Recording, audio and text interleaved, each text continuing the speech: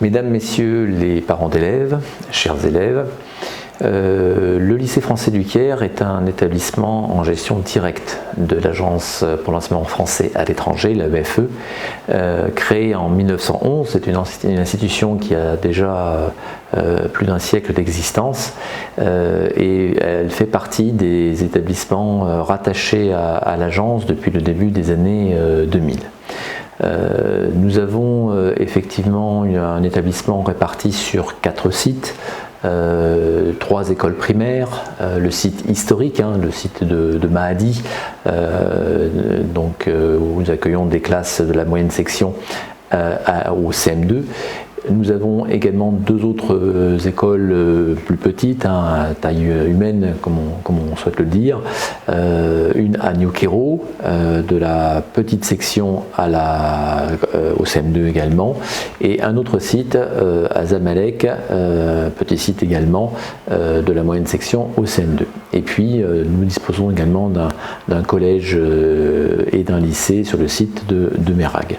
En tout, le lycée, c'est pour cette rentrée 2022, donc environ 2100 élèves, on va dire, avec plus de 1150 élèves sur le site du collège-lycée à Merag, et le deuxième gros site de Mahadi dispose d'environ 650 élèves. Vous avez choisi d'inscrire votre enfant ou de le réinscrire au sein du lycée français du Caire. Je tiens à vous remercier pour votre confiance. Le choix, tout d'abord, se porte sur l'enseignement français à l'étranger. Ce choix est un choix qui réside essentiellement sur le cadrage que nous avons avec le ministère de l'Éducation nationale en France, puisque nous sommes un établissement homologué, et dans le réseau ici en Égypte, il y a plusieurs établissements qui sont également homologués. Cette homologation est un gage de qualité que nous devons renouveler très régulièrement avec le ministère de l'Éducation nationale en France, et qui est une particularité de l'enseignement français qu'on ne retrouve pas forcément dans d'autres systèmes éducatifs étrangers. Le choix également de l'enseignement français à l'étranger est aussi un choix qui porte sur les valeurs de notre école, des valeurs à la fois républicaines bien sûr, mais également humanistes, également citoyennes. Et au-delà des enseignements et des programmes auxquels nous sommes tenus, tout le lycée, tout le réseau d'enseignement français à l'étranger est porteur de ces valeurs. Et puis, c'est également un enseignement qui est très orienté, en particulier à l'étranger, sur l'ouverture linguistique et culturelle. Et cela fait partie aussi des caractéristiques et des points de force que nous remontent régulièrement les familles. Le choix du LFC en particulier dans ce réseau peut porter effectivement sur notre offre éducative qui est en développement, j'y reviendrai dans quelques minutes, mais également la place croissante que nous faisons à la maîtrise de la langue française dans cet établissement. Nous avons également la chance, en tant qu'établissement en gestion directe de l'agence, de disposer d'un taux d'enseignants titulaires de l'éducation nationale le plus élevé ici en Égypte. Donc près de 50% de nos enseignants sont directement issus des concours de recrutement de l'éducation nationale en France. Et par ailleurs, nous avons la communauté française la plus importante au sein de cet établissement, la plus importante ici en Égypte, puisque près de 30% de nos élèves sont de nationalité française. Une place aussi importante est faite évidemment aux familles locales, puisque à peu près 2/3 de nos élèves sont également de nationalité égyptienne, et puis nous accueillons un peu moins de 10% d'élèves de nationalité tierce. Mais le lycée français du Caire reste la référence aujourd'hui pour la communauté française et tous les expatriés qui souhaitent scolariser leur enfant ici en Égypte. Le lycée français du Caire, pour cette rentrée 2022 et cette année scolaire qui s'annonce, s'est fixé plusieurs objectifs. Le premier va être de poursuivre son offre éducative et en particulier le développement de cette offre au travers d'un certain nombre de nouveautés que nous ouvrons à partir de cette rentrée. Si l'on commence par le premier degré, nous ouvrons sur le site de New Kero cette année une classe de petite section pour laquelle nous allons demander l'homologation, l'extension d'homologation dans le courant de l'année. Mais également sur le collège et le lycée, nous avons là aussi ouvert un certain nombre de nouveautés et d'options. Au collège en 6e, l'option donc français et culture antique est également ouverte donc cette année en guise de nouveauté. C'est une option qui restera uniquement sur la classe de 6e. Et puis là où nous avons développé le plus notre offre éducative, c'est sur le lycée, à commencer donc par en seconde dans la lignée, on va dire, de notre politique d'ouverture sur les langues, l'ouverture d'une section langue orientale arabe, et en première, là aussi nous avons également ouvert une nouvelle spécialité, ça sera la 8e spécialité offerte par l'établissement, donc dans le secteur du numérique et des sciences informatiques. Nous avons également ouvert donc une nouvelle option en terminale avec l'option droit et grands enjeux du monde économique, et nous poursuivons également ce projet d'ouverture de notre offre éducative, en particulier sur la question des langues, puisque nous souhaitons pour la rentrée prochaine offrir à nos élèves qui rentreront en première la possibilité de poursuivre sur un bac français international. Donc là il s'agit d'un projet non pas pour cette année mais pour la rentrée 2023. Nous avons également cette année une ambition sur l'accompagnement des élèves, donc à tous les niveaux. Il y a un accompagnement vraiment sur la question des apprentissages. Pour ne citer que quelques exemples, nous mettons en place cette année en 6e une expérimentation d'évaluation sans notes, donc une classe pilote va effectivement s'essayer sur des évaluations dans le prolongement de ce qui est fait dans le premier degré, dans le cycle 3 au CM1 et au CM2. Je rappelle que la classe de 6e est également, fait également partie de ce cycle 3. Donc on est dans une continuité et nous sommes effectivement dans le cadre de la réforme du collège qui a déjà été enclenchée depuis quelques années. Nous avons également souhaité mettre l'accent sur les dispositifs d'aide et de soutien. Donc ce sont déjà des dispositifs qui existaient jusqu'à présent au lycée, mais nous avons souhaité les renforcer. Il y a une demande, il y a un besoin à ce niveau-là d'être encore plus aux côtés de nos élèves dans leurs apprentissages. Et puis nous allons également mettre l'accent sur la dimension inclusion scolaire. C'est une particularité aussi de l'enseignement français, quelque chose que nous souhaitions mettre en place déjà depuis quelques années. Donc nous sommes sur le point d'aboutir avec la prise en compte, on va dire, de toutes sortes d'élèves dans leurs différences, que ce soit sur des différences liées aux questions des apprentissages par exemple, que ce soit lié à des questions de mobilité physique, que ce soit lié à des questions de la maîtrise de la langue française, que ce soit lié également à des questions de suivi de proximité sur leur santé, à la fois physiologique mais aussi psychique. Donc une attention forte va être portée cette année sur l'accompagnement de nos élèves. Pour conclure, je tiens tout d'abord à remercier toutes les familles à nouveau pour la confiance qu'elles accordent à notre établissement.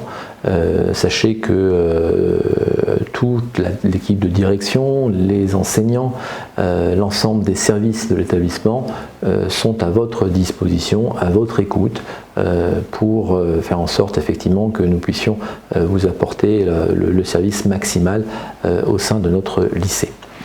Je tiens également, en guise de conclusion, à souhaiter une excellente année scolaire à tous nos élèves.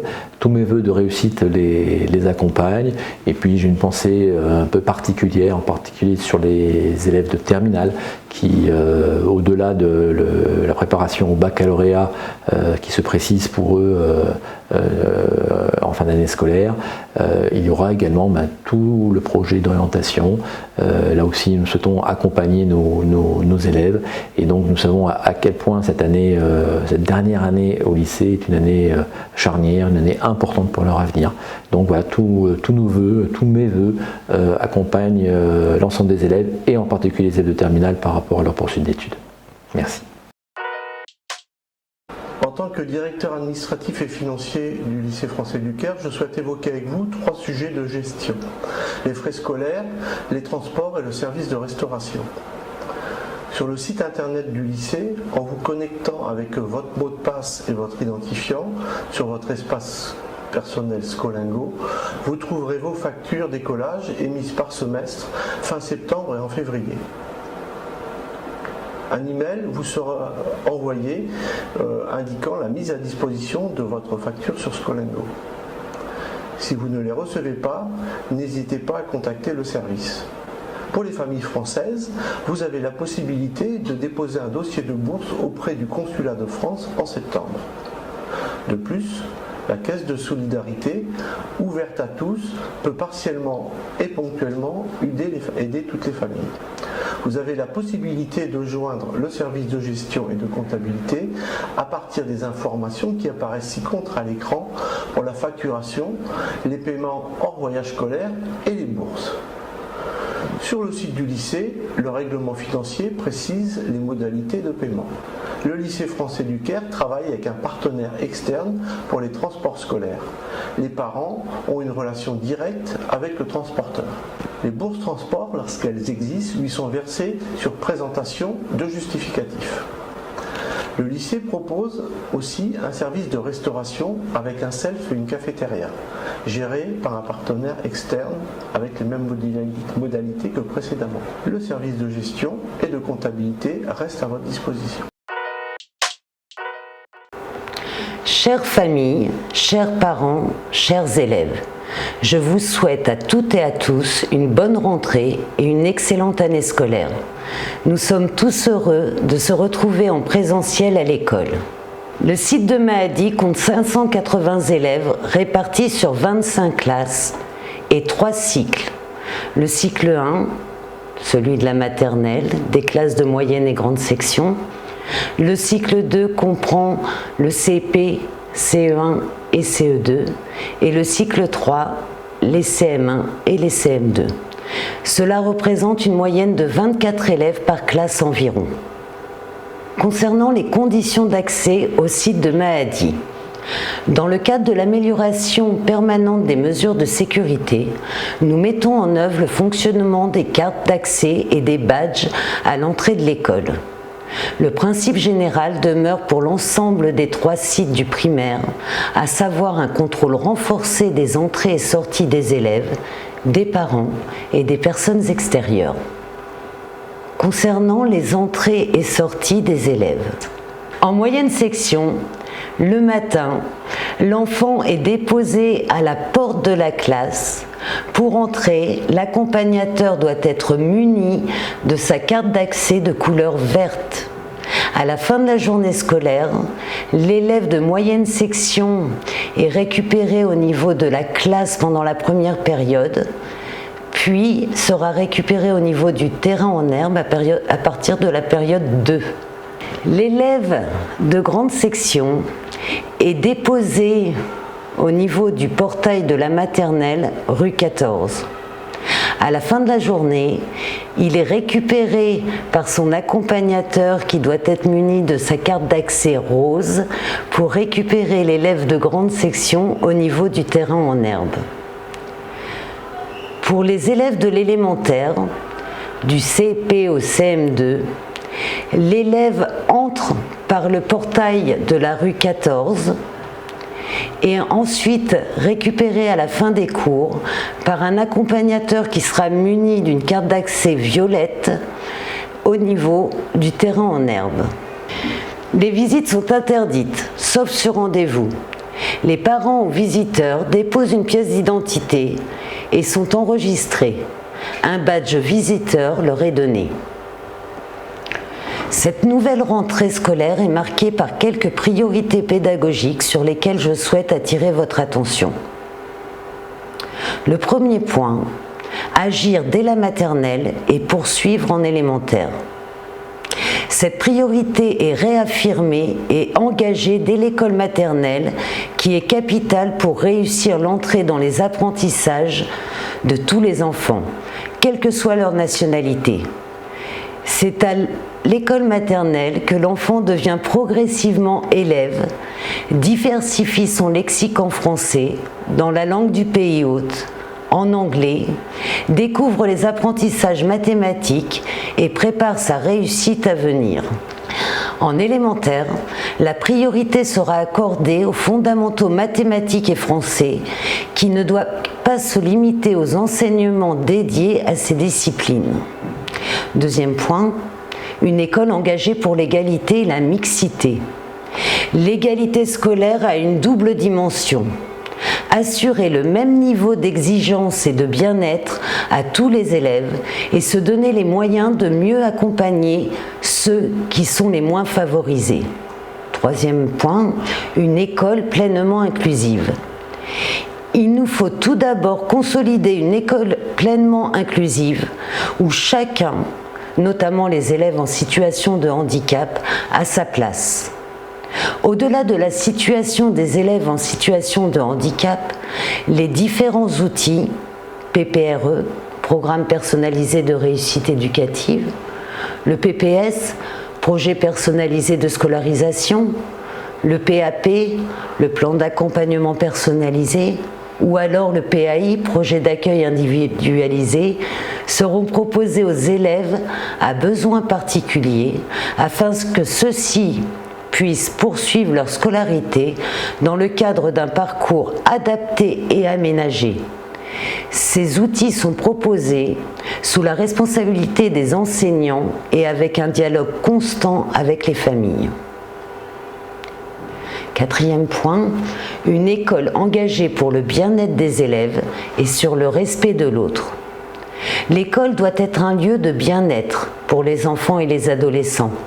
Chaque élève doit se sentir accueilli, encouragé dans ses efforts et ses réussites et préserver des discours dévalorisants de toute forme de discrimination ou de violence et du fléau du harcèlement.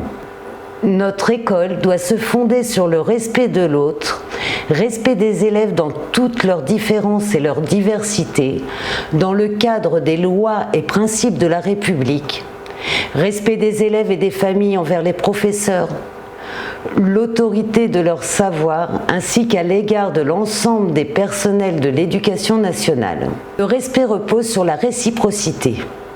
Il est dû à tout élève, comme l'élève et ses parents le doivent à l'institution et à ses représentants.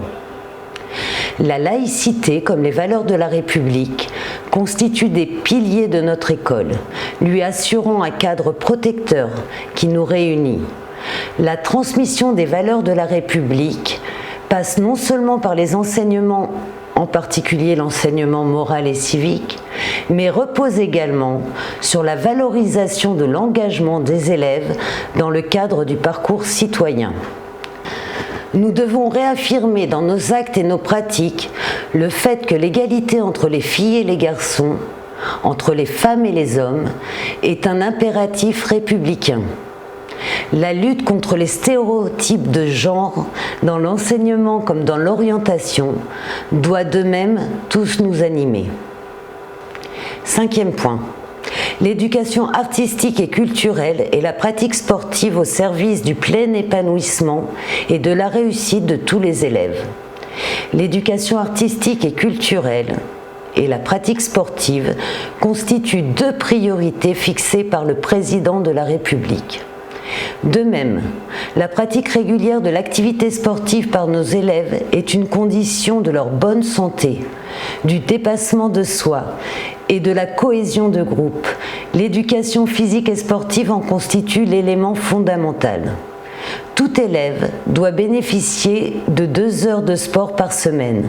Elle doit pouvoir être complétée par une activité physique régulière. Les 30 minutes d'activité physique quotidienne sont généralisées à compter de la rentrée dans toutes les écoles de France et de l'étranger. 6e point, l'école doit s'engager pour l'environnement et le développement durable. L'action en faveur de la transition écologique et énergétique repose sur 2 piliers, connaître et agir. Il est nécessaire aussi que notre école place la transition écologique et énergétique au cœur des projets, notamment au travers de la labellisation EFE 3D de notre établissement. 7e point, l'éducation aux médias et à l'information. Elle sera généralisée dans tous les établissements de la zone. Par cette éducation, les élèves doivent apprendre à devenir des citoyens responsables dans une société marquée par la multiplication et l'accélération des flux d'informations. Dernier point, la politique des langues. Dans les 26 heures d'enseignement hebdomadaire à l'AEFE, les élèves travaillent en français, en anglais et en arabe, langue du pays d'accueil.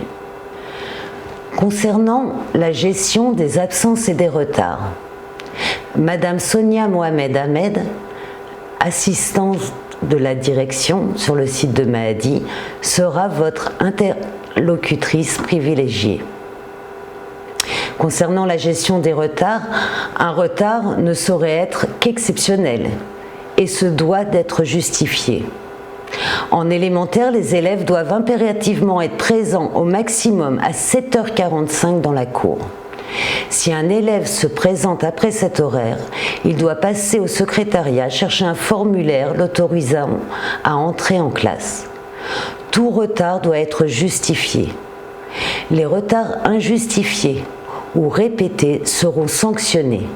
À partir du 3e retard non justifié, pendant la période considérée, les périodes qui s'étalent entre 2 vacances scolaires, l'enfant ne sera accepté qu'à partir de la première récréation de la journée du lendemain. Pour la gestion des absences, il existe 2 types d'absences, les absences prévisibles et les absences imprévisibles. Dans le cas d'absences prévisibles, les familles doivent les solliciter par écrit auprès de la direction, par mail à l'adresse suivante directeur-mahadi@lfcare.net. Concernant les absences imprévisibles, quand, pour une raison quelconque, l'élève se trouve dans l'impossibilité de se rendre en classe, les parents sont tenus d'en aviser le secrétariat dans les meilleurs délais. Par courriel à l'adresse suivante secrétariat-primaire.mahadi@lfcare.net. Le motif de l'absence doit être communiqué à la direction. La communication entre les enseignants et la famille se fait par le cahier de liaison en maternelle, par le carnet de correspondance en élémentaire. Je vous invite donc, chers parents, à regarder régulièrement le cahier de liaison ou le carnet de correspondance de votre enfant. Le site internet du lycée français est mis à jour régulièrement et des informations importantes, des comptes rendus de sorties pédagogiques ou d'actions internes y sont communiqués. Je vous invite donc à le consulter régulièrement. Je vous remercie pour votre attention et votre collaboration.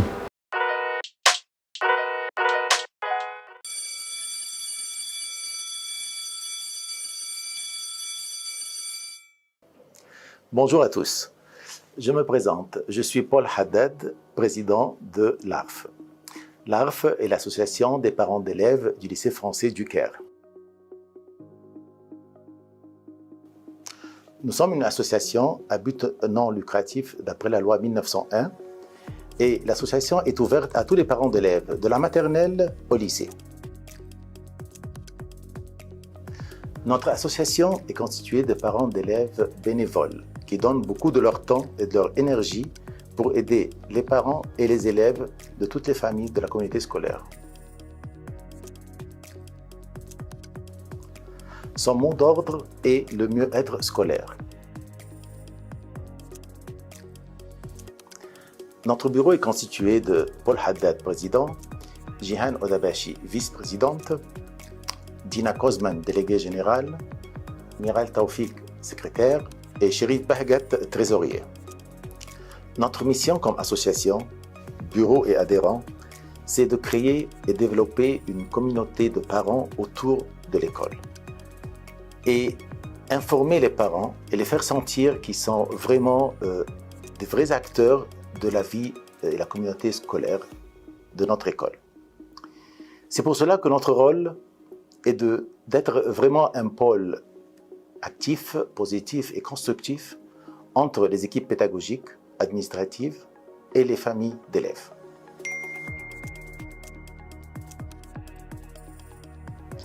L'ARF est une association laïque et apolitique. Elle défend les valeurs universelles et républicaines. Nous sommes affiliés à l'AFAP. L'AFAP est une fédération qui rassemble un grand nombre d'associations des parents d'élèves au monde entier. Elle siège au conseil d'administration de l'AFE et comme on le sait tous, l'AFE, c'est l'instance dont dépend notre lycée.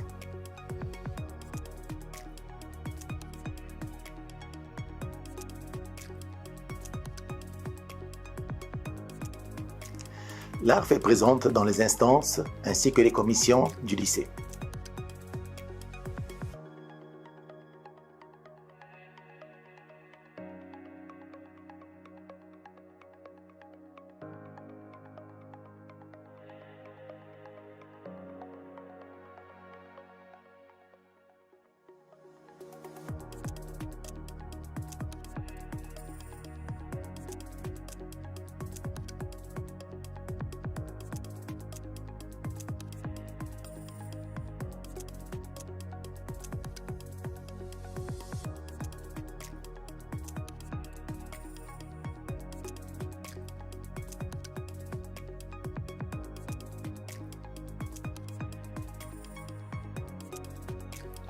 Il est important de vous dire que l'ARF soutient une structure qui garantit aux parents le bien-être de leurs enfants.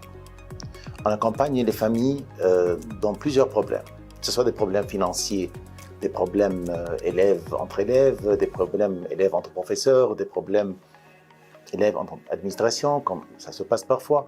Et on est là pour vraiment accompagner les familles, les conseiller à suivre les bonnes démarches pour résoudre leurs problèmes. Ensuite, on ne laisse pas les familles sans s'assurer vraiment qu'ils ont résolu leurs problèmes. L'ARF n'a pas une stratégie discriminatoire pour traiter les problèmes et les dossiers. Au contraire, on traite tous nos dossiers d'une manière égale et objective.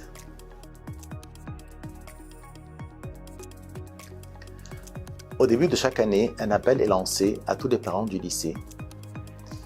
Les parents qui voudraient s'investir et se joindre à l'association sont vivement invités à le faire. Il leur suffit juste d'envoyer un email à notre adresse email qui s'affichera à la fin de cette vidéo. Nous avons besoin de vous. On vous invite, on a besoin de parents bénévoles. Le plus qu'on est en nombre, on est grand en nombre, le plus qu'on pourra servir mieux notre communauté.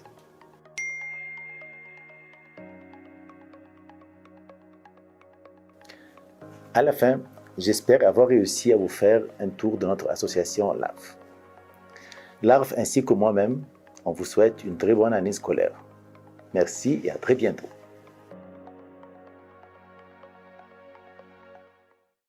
Bonjour, l'AFPEC est une association de parents, des parents comme vous, comme nous, qui travaillent en bénévolat.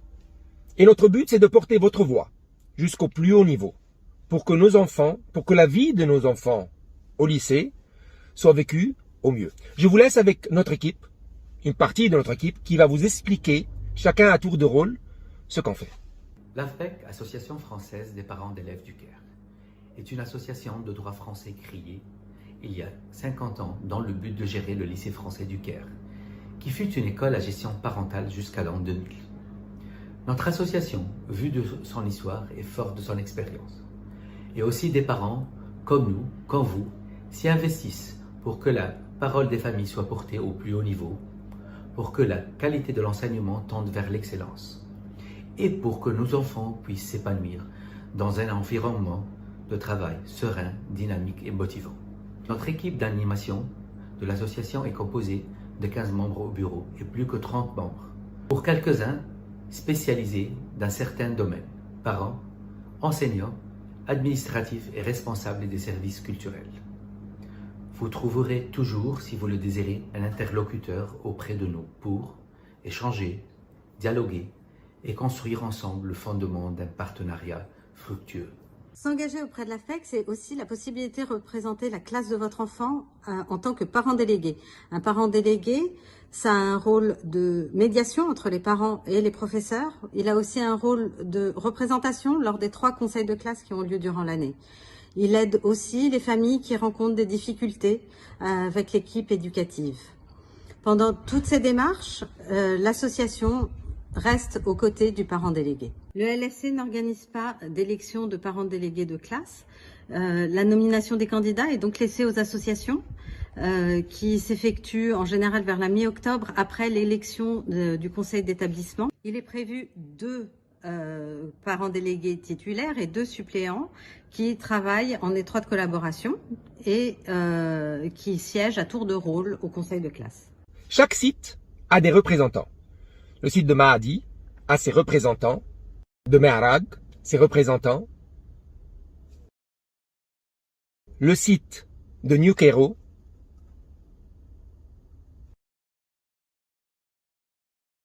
et enfin le site de Zamalek. Ces responsables de terrain peuvent ainsi intervenir de façon plus efficace auprès des personnes concernées qu'ils connaissent bien et avec lesquelles ils ont su tisser des relations de confiance réciproques. Notre page Facebook est très active, avec plus de 1700 membres adhérents. Découvrez sur cette page de nombreuses informations pratiques, en photo et en vidéo, avec beaucoup d'échanges entre les parents et plus de 500 ventes de livres sur une seule page, la page AFPEC. La communication est un point très important dans les actions et les missions de l'association AFPEC. Comme vous le savez, bien sûr, nous avons lancé pour la première fois cette année notre site internet officiel avec une médiathèque complète, simple et interactive. Nous avons également lancé des comptes sur les réseaux sociaux tels que Instagram et Twitter. Notre médiathèque possède actuellement 16 capsules échos, 5 infolettres, 2 bulletins perspectives traduits sous forme de questions-réponses avec monsieur le proviseur du LFC. Cette médiathèque possède aussi plus de 150 articles dans les divers domaines qui touchent à la scolarité de nos enfants. Je tiens aujourd'hui à ajouter qu'avec nos publications, nous avons vraiment entamé une nouvelle étape de l'information auprès des familles du LFC, auprès de vous, consistant à vous informer davantage sur des sujets importants, ayant un côté plus analytique, plus dynamique aussi, et une vision générale à court et moyen terme. Notre association, l'AFPEC, organise entièrement depuis 2014 les activités périscolaires du LFC. Des activités dédiées principalement aux élèves du primaire du 3 sites incluent des activités sportives et d'autres artistiques, assurent et donnent l'occasion aux élèves d'apprendre et s'amuser avec leurs camarades après le temps scolaire. Le club ouvrira ses portes cette année pour des activités adultes désignées à la communauté du LFC, personnel, enseignants et parents. Ces activités sportives et artistiques se dérouleront sur le site de Mahadi uniquement après 17h. Le club prend en charge aussi l'organisation des photos de classe et l'édition d'un livre de l'année, Yearbook, pour que nos enfants gardent les meilleurs souvenirs de leurs années de scolarité. Nous faisons aussi des activités. Sur les 4 sites, nous faisons des fêtes, nous faisons des bazars et plein d'autres choses. Bien sûr, notre but, c'est pas le bénéfice. Mais quand il y en a, voilà ce que l'on fait. À travers des contributions à la caisse de solidarité du lycée. L'année dernière, nous avons versé la somme de 500 000 livres égyptiennes, des fonds propres au service transport, ce service dont nous avions la charge depuis plusieurs années déjà, avec la 2e association parentale. Une autre somme a été également versée à la caisse, avec cette fois-ci un montant de 200 000 livres égyptiennes, des fonds propres au club du LFC, dont notre association est en charge. L'objectif de ces 2 contributions était de venir en aide aux familles en difficulté durant cette situation de crise sanitaire. À la fin de cette vidéo, j'espère qu'on a été court, simple et au but et qu'on a bien expliqué ce que nous faisons. Et vous, il vous reste une seule chose à faire, vous joindre à nous, être membre de l'AFPEC et à votre tour, aider les familles à mieux vivre le lycée. Le plus on est, le mieux on s'amuse.